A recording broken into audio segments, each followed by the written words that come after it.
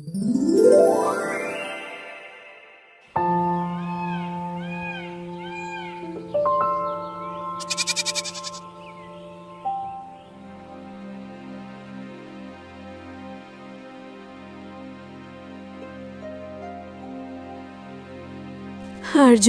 मेरे लाल, आज तो रुक क्यों नहीं जाता? कल रात से ही मेरा मन बिल्कुल ठीक नहीं है। मैंने देखा कि आंगन के उस पुराने पेड़ पर उल्लू बैठकर डरावनी आवाजें निकाल रहा था और मेरी आंख भी सुबह से ऐसे फड़क रही है जैसे कोई बड़ी मुसीबत दस्तक देने वाली हो। बेटा, माँ की बात मान ले, आज जंगल मत जा बेटा। अरे माँ, आप भी ना हर छोटी बात को लेकर परेशान हो जाती हो। उल्लू तो एक परिंदा है, वो तो रात को बोलेगा ही, और आंख फड़कना तो बस थकान की निशानी है। इसका मुसीबत से क्या लेना देना? अगर मैं आज नहीं गया तो बाजार में लकड़ियां कैसे बेचूंगा और हमारे घर का खर्चा कैसे चलेगा? आप फिक्र मत कीजिए, मैं सूरज ढलने से पहले वापस आ जाऊंगा। सिर्फ आंख नहीं फड़क रही अर्जुन। आज सुबह जब मैं मिट्टी का घड़ा लेकर पानी भरने गई तो वो बिना किसी वजह के मेरे हाथ से छूटकर टूट गया। ये सब अच्छे संकेत नहीं है बेटा। तो मेरा एक ही सहारा है। अगर तुझे कुछ हो गया तो मैं और तेरे बूढ़े बाप किसके सहारे जिएंगे? बस आज रुक जा, कल चले जाना, पर आज मत जा। माँ, आपकी ये ममता ही तो मेरा सबसे बड़ा कवच है। जब तक आपका आशीर्वाद मेरे सर पर है, दुनिया की कोई भी बुरी शक्ति मेरा बाल भी बांका नहीं कर सकती। आप बस मेरे लिए गरम रोटी और माखन तैयार रखना। मैं वादा करता हूँ कि मैं बिल्कुल ठीक ठाक वापस लौटूंगा। अब मुस्कुराकर मुझे विदा कीजिए ताकि मेरा रास्ता साफ रहे। सुनीता के बार बार मना करने के बाद भी अर्जुन अपनी कुल्हाड़ी लेकर जंगल की ओर निकल पड़ा। परिंदे चहचहा रहे थे और ठंडी हवा चल रही थी, पर अर्जुन इस बात से बिल्कुल अनजान था कि आज की ये दोपहर उसकी जिंदगी का सबसे बड़ा इम्तिहान लेने वाली है। जंगल के बीच पहुंचकर अर्जुन ने दिन भर खूब मेहनत की और लकड़ियों का एक बड़ा सा गट्ठर तैयार कर लिया। जब वो थक कर चूर हो गया तो उसने एक पुराने और विशाल बरगद के पेड़ को देखा। उसने सोचा कि थोड़ी देर इसकी ठंडी छांव में आराम कर लिया जाए, फिर वो अपना गट्ठर लेकर घर की तरफ निकल जाएगा। उफ, आज की धूप ने तो जैसे बदन झलसा दिया है।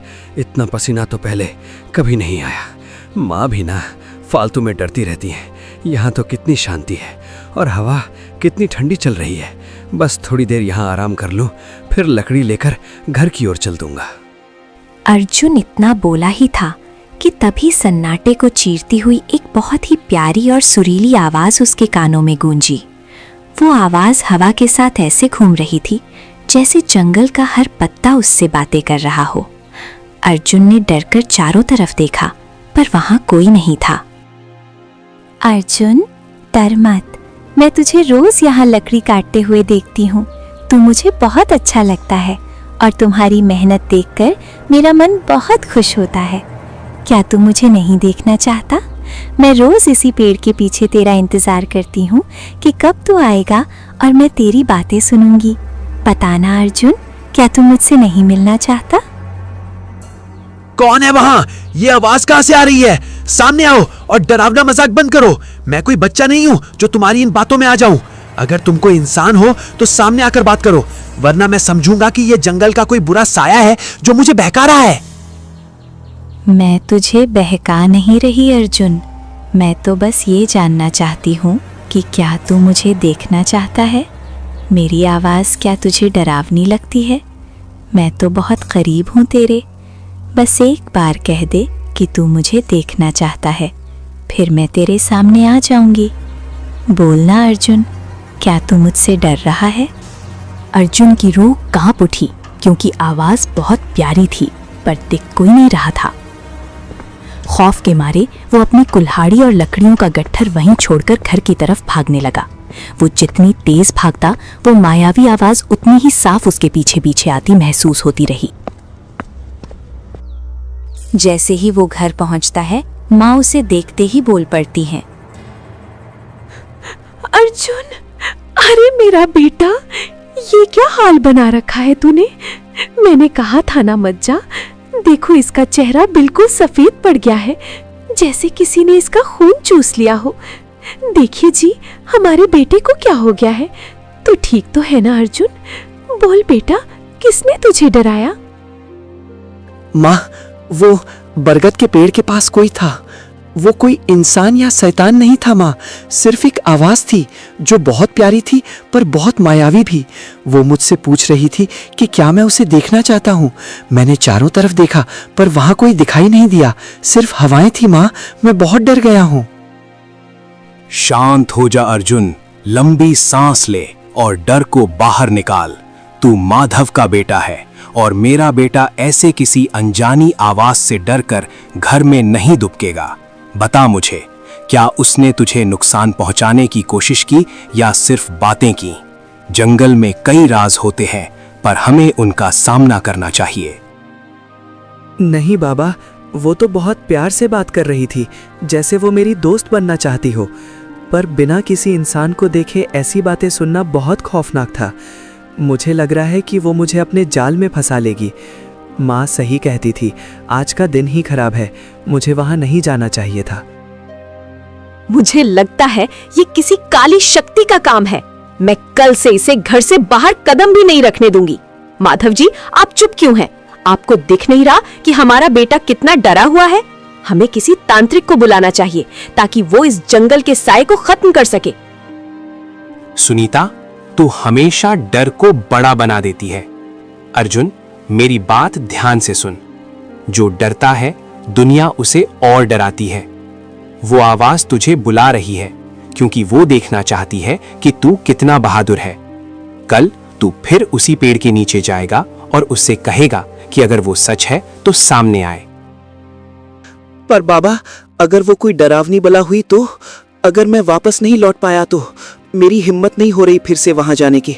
मुझे लगता है कि वो आवाज मुझे किसी गहरी मुसीबत में डाल देगी। क्या वहां जाना जरूरी है? हाँ, जरूरी है, क्योंकि डर का इलाज सिर्फ उसका सामना करना है। तू जाएगा और वो सवाल करेगा जो आज नहीं कर पाया। मेरा आशीर्वाद तेरे साथ है, डर मत। कल फैसला हो जाएगा कि वो आवाज दोस्त है या दुश्मन। अब जा और थोड़ा आराम कर।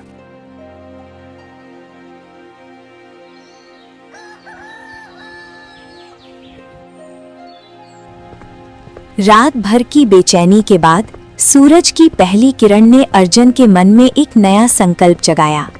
माधव के शब्दों ने अर्जुन की बुझते हुई साहस में फिर से जान फूंक दी थी। आज वो कायरों की तरह भागने के लिए नहीं, बल्कि उस अदृश्य आवाज के सच का सामना करने के लिए जंगल की गहराइयों की ओर बढ़ रहा था। जंगल के उस हिस्से में सन्नाटा फिर से गहरा हो गया। अर्जुन बरगद के नीचे बैठ गया और गहरी सांस लेते हुए उस आवाज के गूंजने का इंतजार करने लगा। अर्जुन, तुम फिर आ गए। मुझे लगा था कि तुम कल के खौफ से घर में ही दुबक कर बैठ जाओगे, पर तुम तो बहुत बहादुर निकले। क्या अब भी तुम्हारा दिल वैसे ही धड़क रहा है जैसे कल धड़क रहा था? बताओ ना अर्जुन, क्या तुम अब भी मुझसे डर रहे हो या मुझसे मिलना चाहते हो? मैं यहाँ तुमसे डरने नहीं आया हूँ। कल मैं कमजोर पड़ गया था, पर आज नहीं। तुम जो कोई भी हो, सामने आकर बात करो। ये अदृश्य होकर बातें करना और हवाओं में फुसफुसाना बंद करो। अगर तुम वाकई मेरी मित्र हो तो छुपने का ये नाटक क्यों? मैं तुम्हारा सच जानना चाहता हूं। अर्जुन, मेरा सच बहुत गहरा है। मैं बरसों से इस पेड़ की छाया में अकेली हूँ। मैं चाहती हूँ कि तुम मुझे देखो, पर मुझे डर है कि मेरा रूप देखकर तुम फिर से भाग जाओगे।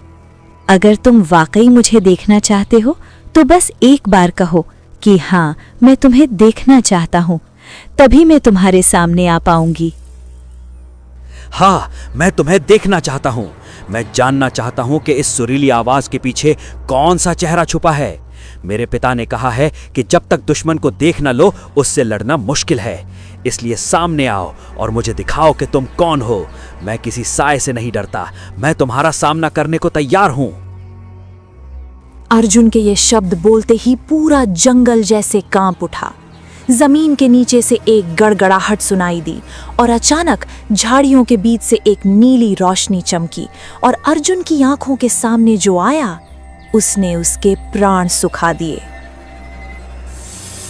वह कोई सुंदर स्त्री नहीं बल्कि एक विशाल काय नागिन थी। उसका शरीर नीलम की तरह चमक रहा था और उसकी आंखें किसी इंसान की तरह भावुक थीं। उसका विशाल फन देखकर अर्जुन की बोलती बंद हो गई। नहीं, ये क्या भला है? तुम एक नागिन हो? हे भगवान, ये मैंने क्या कर दिया? कल तक जिसकी आवाज मुझे प्यारी लग रही थी वो इतना भयानक जीव है।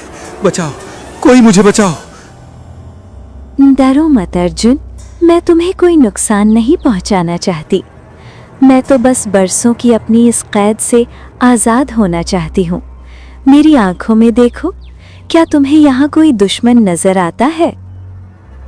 लेकिन अर्जुन के पास उन आंखों में देखने की हिम्मत नहीं थी। नागिन का विशाल रूप देखकर उसके दिमाग ने काम करना बंद कर दिया। उसकी आंखों के सामने अंधेरा छा गया और वो बेसुध होकर जमीन पर गिर पड़ा। नागिन उसे देखती रही। उसकी आंखों में प्यार और दर्द के आंसू थे।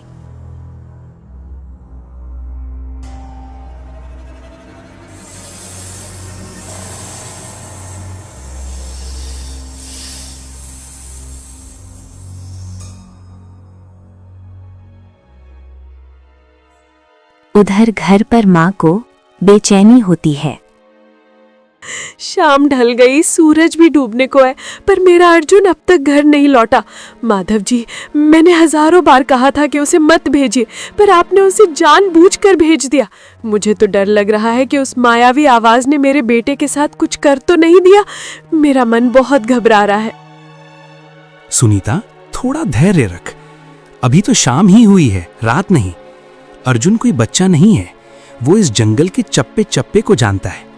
हो सकता है लकड़ियां ज्यादा मिल गई हों और उन्हें ढोने में समय लग गया हो। तू बेकार में बुरा सोच रही है, वो आता ही होगा। धैर्य कैसे रखूं? मेरा अर्जुन अब तक घर नहीं लौटा। जाइए, अभी जाइए जंगल और देखिए जाकर कि मेरा बेटा कहाँ रह गया। अगर उसे एक खरोंच भी आई तो मैं आपको और खुद को कभी माफ नहीं कर पाऊंगी। जाइए जी, जल्दी ढूंढ कर लाइए उसे। सुनीता की व्याकुलता देखकर माधव जंगल की ओर निकल पड़े। वो तेजी से उसी पुराने बरगद के पेड़ की ओर बढ़ रहे थे। अर्जुन बेसुध होकर जमीन पर गिरा हुआ था। अर्जुन, बेटा आंखें खोल, ये तुझे क्या हुआ? अर्जुन, उठ मेरे लाल। हे भगवान, ये तो बिल्कुल बेसुध पड़ा है। अर्जुन, उठ, तेरी माँ घर पे राह देख रही है।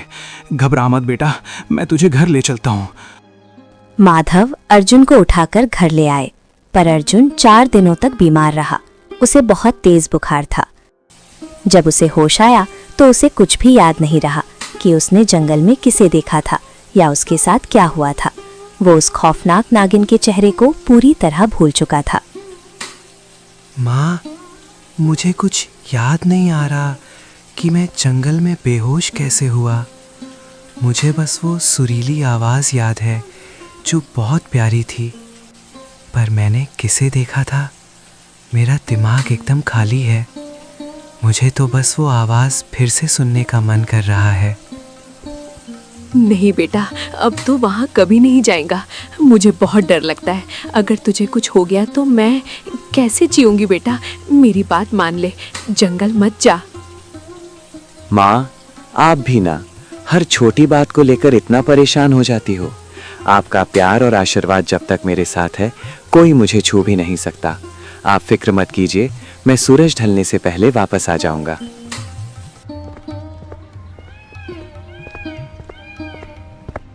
4 दिन बाद अर्जुन फिर उसी बरगद के पास पहुंचा।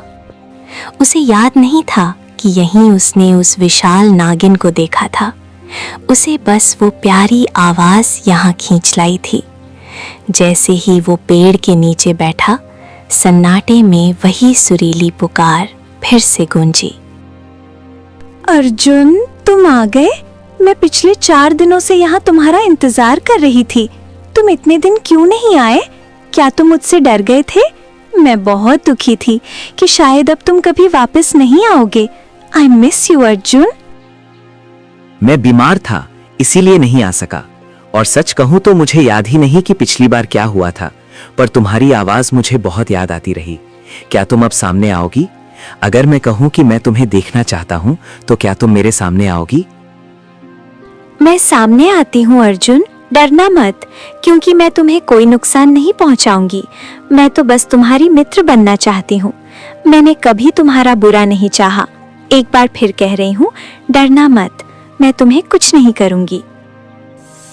झाड़ियों से फिर वही नीली आंखों वाली नागिन बाहर आई। इस बार अर्जुन नहीं डरा। उसने नागिन की आंखों में देखा और उसे वहां कोई डर नहीं लगा। तुम सच में मेरे सामने हो? मैंने सपने में भी नहीं सोचा था कि जिस आवाज से मुझे प्यार हो रहा है वो एक विशाल नागिन की होगी। पर तुम्हारी आंखें, इनमें कोई जहर नहीं बल्कि बहुत दर्द है। तुम्हारा नाम क्या है? और तुम हम इंसानों की तरह इतनी साफ आवाज में कैसे बोल लेती हो? मेरा नाम चंद्रलेखा है अर्जुन, और मैं कोई पैदाइशी नागिन नहीं हूँ।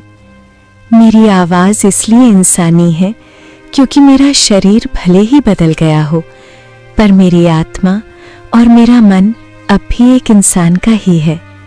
मैं एक श्राप के कारण इस खाल में कैद हूँ, वरना मैं भी तुम्हारी तरह एक आम इंसान थी।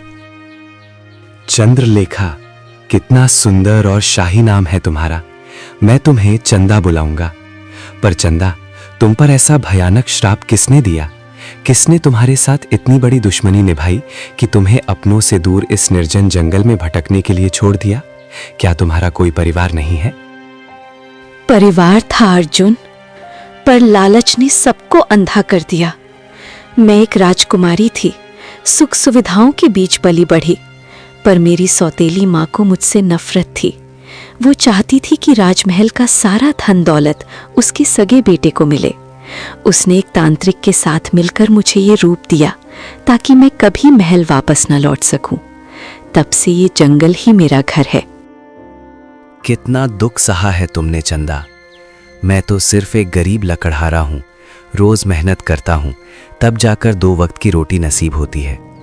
मुझे लगता था कि मेरी जिंदगी सबसे कठिन है, पर तुम्हारा दर्द तो मेरे दुखों से कहीं बड़ा है।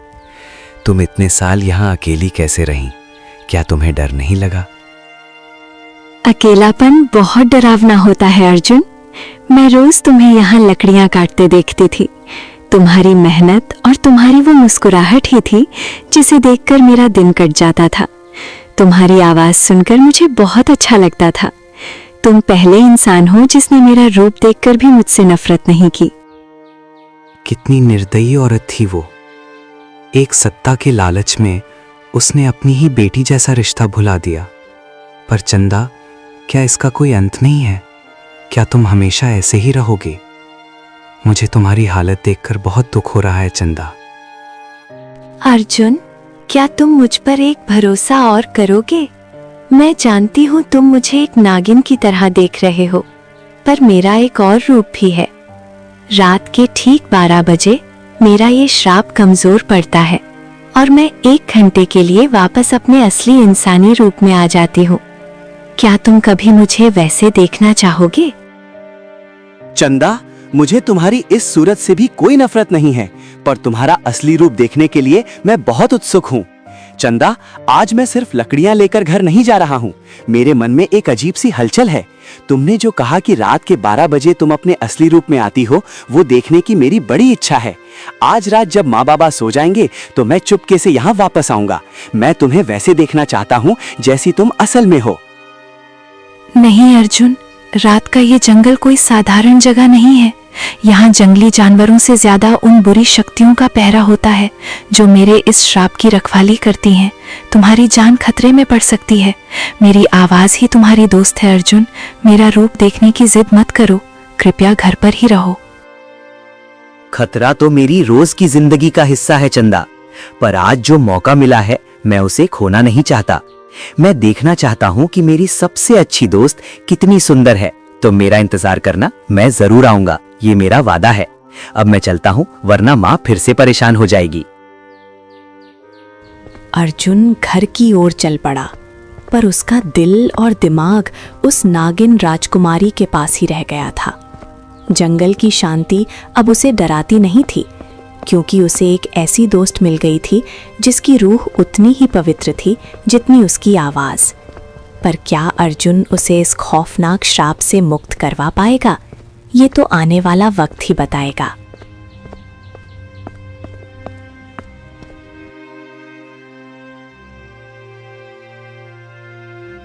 रात का सन्नाटा गहरा था। गांव के कुत्ते जोर जोर से भौंक रहे थे, मानो किसी अनहोनी का संकेत दे रहे हों। अर्जुन अपने माता पिता के सोने का इंतजार करता रहा, और जैसे ही सन्नाटा छा गया, वो दबे पांव घर से बाहर निकल पड़ा। मन में चंद्रलेखा को देखने की तड़प लिए वो घने अंधेरे को चीरता हुआ आगे बढ़ रहा था।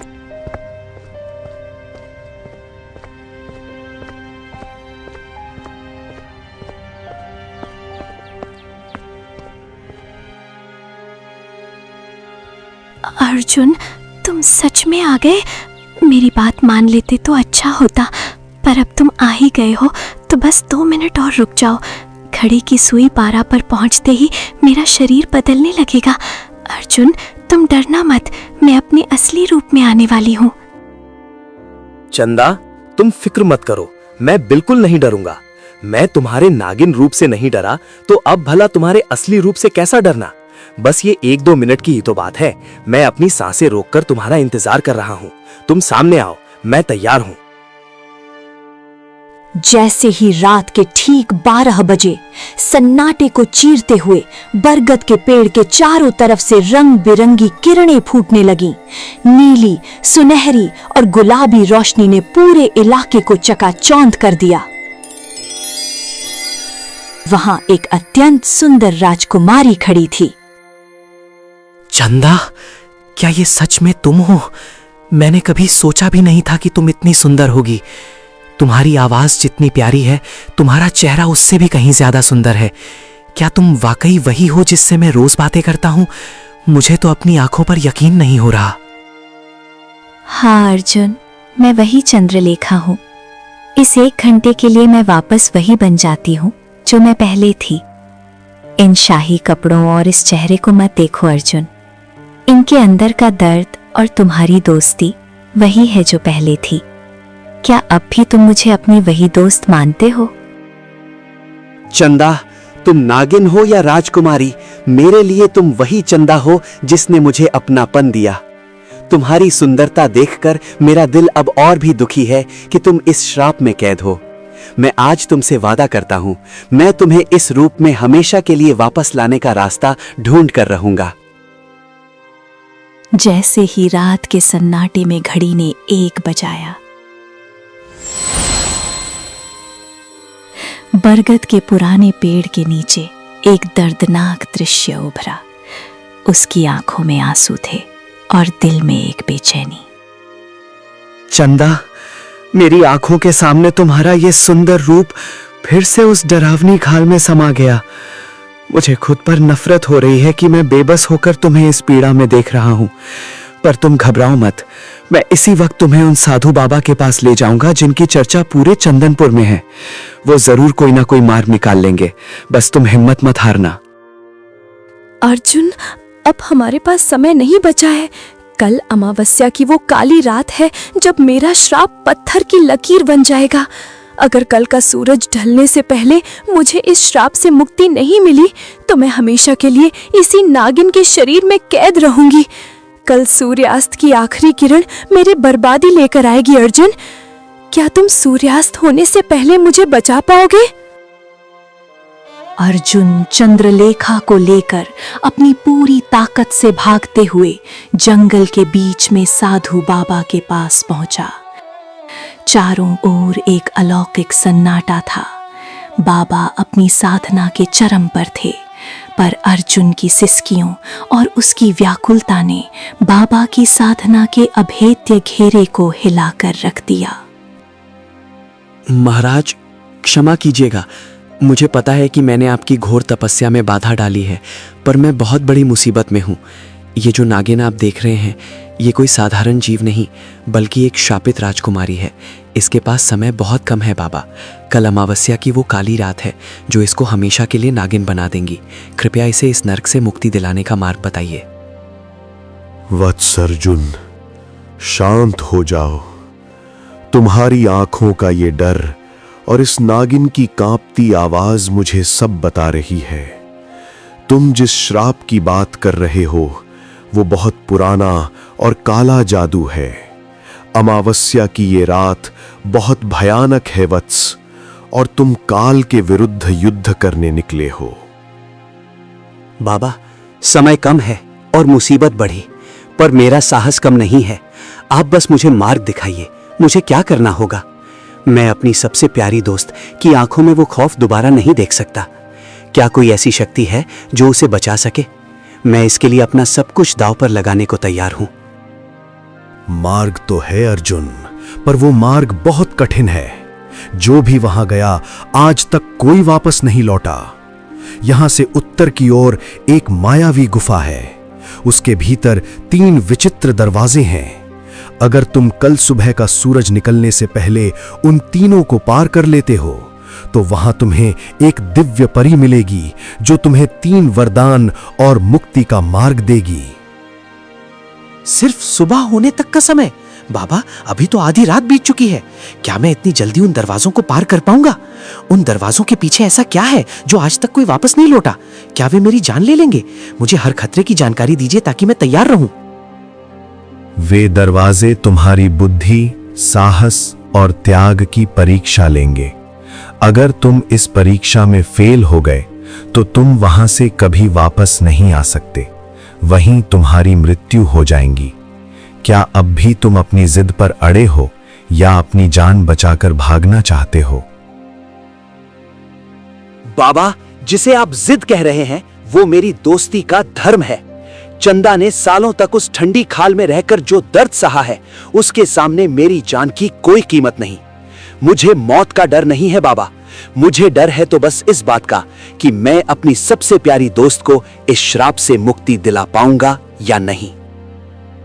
तुम्हारी निष्ठा देखकर मेरा मन भर आया है वत्स, पर याद रखना, गुफा के अंदर समय अलग तरीके से चलता है। वहां एक पल एक युग के बराबर लग सकता है। अगर तुम भटक गए तो सुबह का सूरज तुम्हें कभी नहीं दिखेगा। क्या तुम मानसिक रूप से इस युद्ध के लिए तैयार हो? मैं तैयार हूं बाबा, आप बस मुझे अपना आशीर्वाद दीजिए। चंदा, तुम अब यहीं रुको और बाबा की शरण में रहो। मैं वादा करता हूं कि जब कल का सूरज ढलेगा उससे पहले तुम एक आजाद राजकुमारी होगी। बाबा, मुझे आज्ञा दीजिए, अब एक पल भी गंवाना पाप होगा। जाओ वत्स, महादेव तुम्हारी रक्षा करें। गुफा के द्वार खुल चुके हैं। अपनी बुद्धि और हृदय को स्थिर रखना।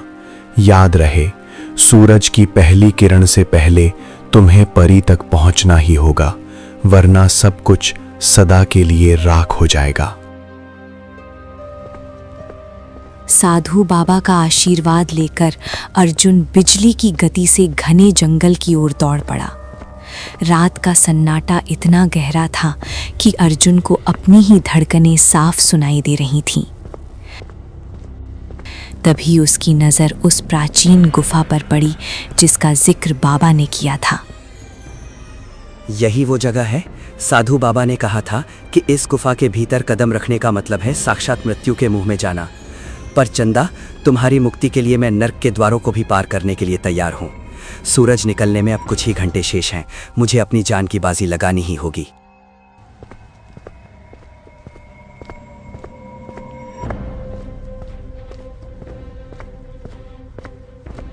सामने एक विशाल काय पत्थर का द्वार था जिस पर विचित्र आकृतियां बनी थीं।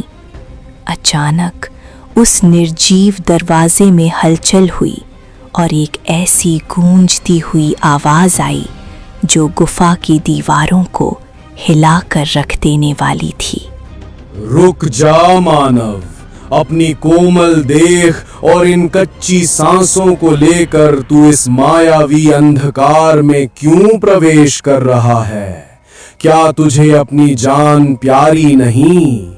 यहाँ से आगे सिर्फ वे जाते हैं जो मौत से डरना छोड़ चुके हों। लौट जा, अभी भी समय है, वरना ये गुफा तेरी कब्र बन जाएगी। ए विशाल द्वार! अर्जुन यहाँ अपनी जान बचाने नहीं बल्कि अपनी सबसे प्यारी दोस्त की जान बचाने आया है। तुम्हारी ये पत्थर की धड़कनें मुझे डरा नहीं सकती। मेरा साहस तुम्हारी इन चट्टानों से कहीं ज्यादा मजबूत है। मुझे रास्ता दो, क्योंकि मेरे पास सुबह होने तक का ही समय है। साहस की बातें करना आसान है मुसाफिर, पर मेरी शर्तों को पूरा करना नामुमकिन। अगर तू आगे बढ़ना चाहता है तो तुझे मेरी पहेली का सही उत्तर देना होगा, और उत्तर सही हुआ तो रास्ता मिलेगा। पर अगर तू उत्तर नहीं दे पाया तो तुझे अपने दोनों हाथों की उंगलियां काट कर मुझे देना पड़ेगा। क्या तू तैयार है? मैं तैयार हूं। अपनी पहेली पूछो। मेरी बुद्धि और मेरा संकल्प ही आज मेरी ताकत है। चंदा के लिए मैं काल के प्रश्नों का उत्तर देने की शक्ति रखता हूं। देर मत करो, समय तेजी से बीत रहा है। तो सुन मुसाफिर, मेरी पहेली का जाल तेरी सोच से भी गहरा है। बता, वो कौन सा समुद्र है जिसमें पानी तो है पर मछली नहीं? वो तब पैदा होता है जब दिल टूटता है, और जब वो बहता है तो चेहरे की मुस्कान छीन लेता है। बताओ वो क्या है? ध्यान से सोच लकड़हारे, तेरी एक गलती और तेरी उंगलियों का अंत। तुम्हारी पहेली कठिन है, पर मेरा उद्देश्य उससे भी ऊंचा है। इसका उत्तर है वो खारा पानी जो बिना बादल के बरसता है। वो है इंसान के आंसू। ये दिल के बोझ को हल्का तो करते हैं, पर मुस्कान छीन लेते हैं। अर्जुन का उत्तर सुनते ही वो भारी दरवाजा खुल गया। अर्जुन ने पहली बाधा पार कर ली थी, लेकिन वो नहीं जानता था कि दूसरे दरवाजे पर उससे भी भयानक बलिदान उसका इंतजार कर रहा था। पहले द्वार की विजय ने अर्जुन को साहस तो दिया, पर समय के कांटे उसके दिल में चुभ रहे थे। जैसे जैसे वो गुफा की गहराई में बढ़ रहा था, हवा भारी होती जा रही थी। वो चलते चलते दूसरे विचित्र द्वार के पास पहुंचा। पहले द्वार को पार करके तूने खुद को बहुत बुद्धिमान समझ लिया लकड़हारे, पर यहाँ तेरी बुद्धि नहीं, तेरा मांस और तेरा लहू मेरा भोजन बनेगा। अगर तू मेरी पहेली का सही उत्तर न दे पाया तो तुझे अपनी एक टांग काट कर यहाँ चढ़ानी होगी और यहाँ से एक पैर पर वापस जाना होगा। बोल, क्या अभी भी आगे बढ़ेगा? तुम मेरी टांग मांग रहे हो? चंदा ने जो पीड़ा वर्षों से सही है, उसको बचाने में मेरा एक पैर क्या, मेरा सिर कट जाए तो भी मुझे कोई गम नहीं। मेरी दोस्ती हाड़ मांस के रिश्तों से ऊपर है। पूछो अपनी पहेली। ये अर्जुन ना तो पीछे हटेगा और ना ही अपने अंग का दान करने से डरेगा। इतना अहंकार? तो सुन मेरी पहेली। बता, वो क्या है जो रोशनी में तो हमेशा तेरे साथ रहता है, लेकिन जैसे ही अंधेरा होता है वो तुझे छोड़कर भाग जाता है। उसे तू छू नहीं सकता, पर वो हूबहू तेरे जैसा ही दिखता है। इसका उत्तर है इंसान की परछाई। रोशनी का साथ मिलते ही ये जीवित हो उठती है और अंधेरा होते ही विलीन। असंभव! तूने फिर से सही उत्तर दे दिया। जा, रास्ता खुला है। दूसरा द्वार भी अर्जुन के फौलादी इरादों के आगे झुक गया। अब अर्जुन अंतिम और सबसे खतरनाक पड़ाव पर था। यहाँ सन्नाटा इतना गहरा था कि उसे अपनी धड़कनें किसी नगाड़े की तरह सुनाई दे रही थीं। सामने तीसरा विचित्र द्वार खड़ा था और सुबह होने में कुछ ही समय बाकी था। अंतिम चेतावनी मुसाफिर, अगर यहाँ तू उत्तर नहीं दे सका तो शरीर का कोई अंग नहीं बल्कि पूरा शरीर ही देना होगा। तेरी मृत्यु यहीं खड़ी तेरा इंतजार कर रही है। क्या तू तैयार है अपनी आखिरी सांसें यहाँ छोड़ने के लिए? पीछे मुड़ जा, वरना तेरा धड़ यहाँ से बाहर नहीं जाएगा। अगर मैं मौत से डरता तो यहां कभी नहीं आता। जल्दी पूछ, देर मत कर। सूरज की पहली किरण निकलने वाली है। अगर मेरा सिर कटने से चंदा को नई जिंदगी मिलती है तो मुझे ये मौत मंजूर है। मैं भागने वालों में से नहीं हूं, मैं लड़ने वालों में से हूं।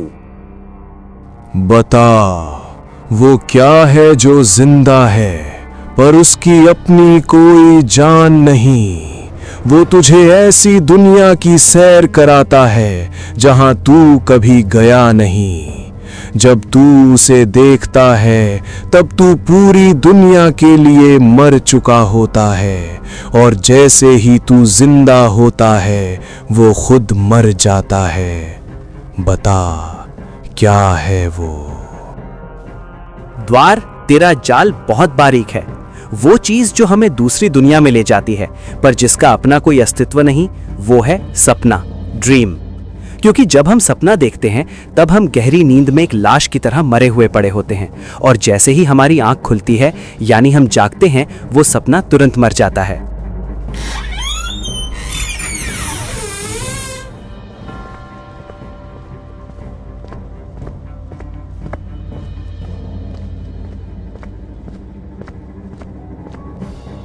जैसे ही अर्जुन ने तीसरे द्वार की दहलीज को पार किया, वो खौफनाक गुफा धुएं की तरह उड़ गई। अर्जुन ने जब अपनी आंखें खोली तो वो एक सुंदर झरने के तट पर था। तभी सूरज की पहली किरण के साथ एक दिव्य परी प्रकट हुई। उसकी चमक इतनी तेज थी कि अर्जुन की आंखें चुंधिया गईं। हे दिव्य देवी, क्या मैं कोई स्वप्न देख रहा हूँ? अभी कुछ क्षण पहले मैं उस काल कोठरी जैसे दरवाजों के सामने अपनी मौत का सौदा कर रहा था, और अब साक्षात आपके दिव्य दर्शन पा रहा हूँ। क्या मैं अपनी परीक्षा में सफल हो गया हूँ? क्या आप चंदा को इस श्राप से आजाद करेंगे? अर्जुन, ये रहा तुम्हारा पहला वरदान, मुक्ति पुष्प। तुम्हें अब किसी राक्षस से लड़ने की जरूरत नहीं है। तुम्हारी आंखों के आंसुओं और तुम्हारे त्याग ने इस पुष्प को यहीं प्रकट कर दिया है। इसे ले जाओ। इस पुष्प की जादुई रोशनी राजकुमारी को फिर से इंसान बना देगी। हे देवी, आपने तो मेरा मार्ग ही सुगम कर दिया। इस पुष्प की सुगंध में मुझे चंदा की आज़ादी महसूस हो रही है, पर वो पापी तांत्रिक जिसने ये सब शुरू किया, वो मुझे इतनी आसानी से चंदा तक पहुंचने नहीं देगा। वो दोबारा प्रहार करेगा। धैर्य रखो। ये रहा तुम्हारा दूसरा वरदान, अदृश्य कवच। जैसे ही तुम राजकुमारी को स्पर्श करोगे, तांत्रिक को तुम्हारी जीत का पता चल जाएगा। वो अपनी पूरी काली शक्ति तुम पर झोंक देगा। ये अदृश्य कवच तुम दोनों के चारों ओर एक सुरक्षा घेरा बना देगा, जिसे कोई काला जादू नहीं भेद पाएगा। और ये रहा तीसरा वरदान, पवन वेग। आज अमावस्या की रात है और सूरज की तपिश बढ़ रही है। तुम्हें पलक झपकते ही साधु बाबा तक पहुंचना होगा। ये शक्ति तुम्हें हवा की गति से उड़ने का सामर्थ्य देगी। जाओ अर्जुन, अपनी दोस्त का भविष्य बचा लो। देवी, आपके इन वरदानों के लिए मैं आपका सदैव आभारी रहूंगा। अब चंदा का श्राप टूटने से काल भी नहीं रोक सकता। मैं अपनी पूरी निष्ठा से इन शक्तियों का उपयोग करूंगा। मुझे आज्ञा दें, अब जीत का समय आ गया है। अर्जुन हवा की गति से उड़ता हुआ सीधा साधु बाबा की केव सामने उतरा। उसके चेहरे पर थकान तो थी, पर आंखों में जीत की चमक।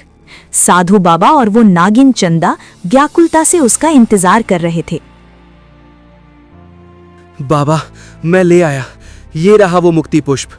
परी के आशीर्वाद और मेरी चंदा की प्रार्थना ने मुझे मंजिल तक पहुंचा दिया। जल्दी कीजिए बाबा, अमावस्या की रात ढल चुकी है। अब चंदा को इस कष्ट से आजाद कर दीजिए। धैर्य रखो वत्स अर्जुन। तुम्हारी सच्ची दोस्ती ने असंभव को भी संभव कर दिखाया है। अब ये पुष्प अपना चमत्कार दिखाएगा। जैसे ही बाबा ने वो दिव्य पुष्प नागिन के मस्तक पर रखा, उसमें से एक तेज सुनहरी रोशनी निकली। देखते ही देखते नागिन से राजकुमारी बन जाती है। अब नागिन के स्थान पर राजकुमारी चंद्रलेखा खड़ी थी, जो पहले से भी अधिक सुंदर लग रही थी। अर्जुन, मैं फिर से इंसान बन गई। ये कोई सपना तो नहीं? इन बरसों में मैंने केवल अंधेरा और अकेलापन देखा था, पर तुमने मेरी जिंदगी को फिर से रोशनी से भर दिया। तुमने अपनी जान की परवाह न करते हुए मुझे नया जीवन दिया है। मैं तुम्हारी हमेशा आभारी रहूंगी। अर्जुन और चंद्रलेखा जब घर पहुंचे तो अर्जुन की माँ की खुशी का ठिकाना न रहा। राजकुमारी की सच्चाई और उसका सरल स्वभाव देखकर माँ ने उसे तुरंत गले लगा लिया। कुछ समय बाद साधु बाबा की देखरेख में अर्जुन और चंद्रलेखा का विवाह बड़ी ही सादगी और प्रेम के साथ हुआ। एक लकड़हारे के साहस और एक राजकुमारी के धैर्य ने मिलकर 3 विचित्र वरदानों की इस कहानी को अमर कर दिया। अगर आपको ये कहानी पसंद आई हो तो लाइक करें, अपने दोस्तों के साथ शेयर करें और अपनी राय कमेंट में बताएं। आपका साथ हमें और भी मज़ेदार और प्रेरणादायक कहानियाँ लाने की ताकत देता है। तो सब्सक्राइब करके हमें और ज़्यादा मेहनत करने का हौसला दें। Thanks for watching.